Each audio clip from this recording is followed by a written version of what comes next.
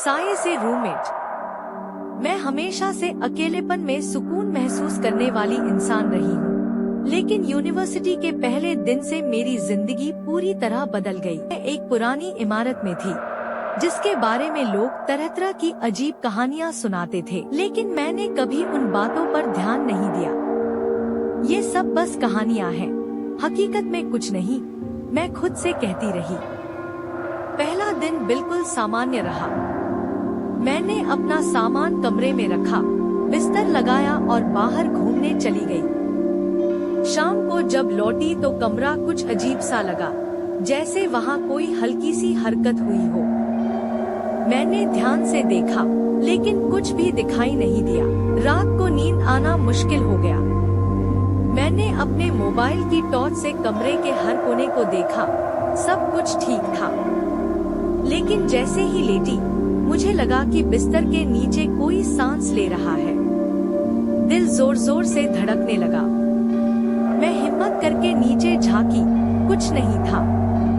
तीसरे दिन मुझे एहसास हुआ कि कमरे में कोई और मौजूद है।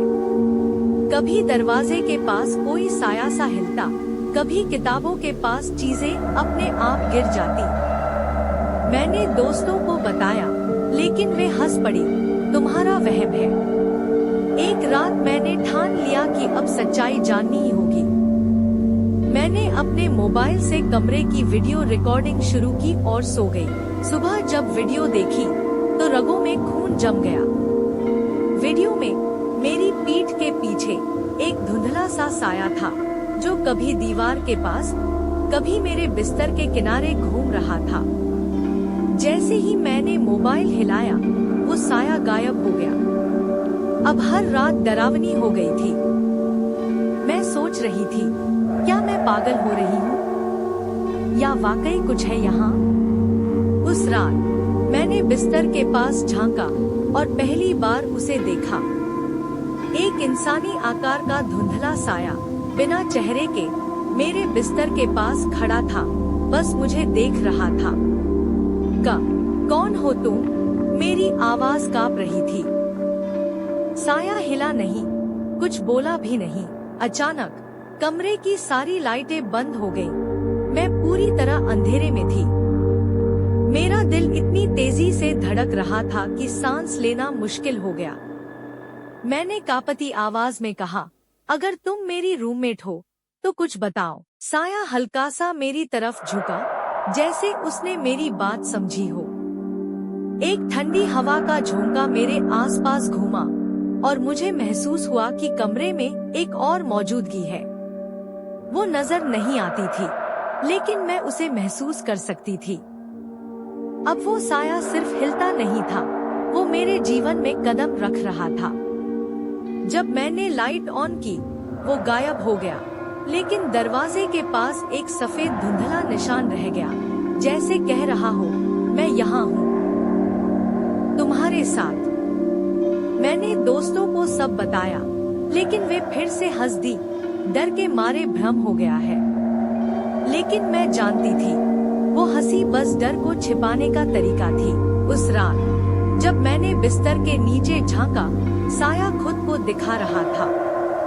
मैंने आंखें बंद की, दिल संभाला और मन ही मन सोचा, शायद ये मेरी नई रूममेट है। एक ऐसी रूममेट जिसे मैं कभी देख नहीं सकती, कभी छू नहीं सकती, लेकिन जो हमेशा मेरे साथ रहती है। अचानक मुझे महसूस हुआ कि वो मेरे बिस्तर के किनारे बैठ गया है। मैंने हाथ बढ़ाया, लेकिन कुछ नहीं था, बस ठंडी हवा और हल्की सरसराहट जो मेरे कानों में गूंज गई। अब मुझे यकीन हो गया था, ये साया यहाँ खेलने नहीं आया, ये यहाँ रहने आया है, हमेशा के लिए। अब मेरी जिंदगी पूरी तरह बदल गई है। मैं सुबह उठती हूँ तो वो मुझे देखता है, मैं किताब पढ़ती हूँ, वो पास बैठता है, मैं खाना खाती हूँ तो वो बिल्कुल पास होता है। कभी भी लगता है कि मैं अकेली हूँ, लेकिन हकीकत में वो हमेशा मेरे साथ रहता है। कुछ दिन पहले मैंने उसकी मौजूदगी को स्वीकार कर लिया। मैंने उसका नाम रखा, साया। अब हम रूममेट हैं। एक ऐसी रूममेट जो कभी बोलती नहीं, कभी हंसती नहीं, बस हमेशा मौजूद रहती है। और मैं, एक आम लड़की, अब एक ऐसे कमरे में रहती हूँ जहाँ साया भी मेरा साथी है।